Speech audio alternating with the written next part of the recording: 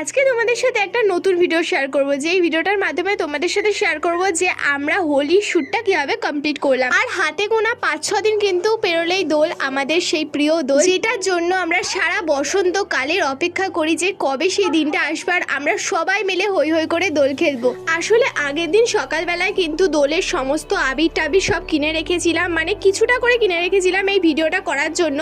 তো আমি এখানে জামাও পরে নিয়েছি আর হাতগুলো পুরোপুরি নীল আর লাল রং করে নিয়েছি। তোমরা তো বুঝতেই পারছো যে কোন গানটাতে ভিডিও করব। দেখো আগে কিন্তু আমরা দোল টোল খেলতাম না, ঠিক আছে। আমাদের বাড়ির সবাই কি করতো বলো তো, দোলের সময় মানে দোলের দিনে সবাই এসে যেহেতু রং টং বাড়িতে এসে মাখিয়ে দিত, তাই কিন্তু পুরো বাড়ি তালা দিয়ে রেখে দিত।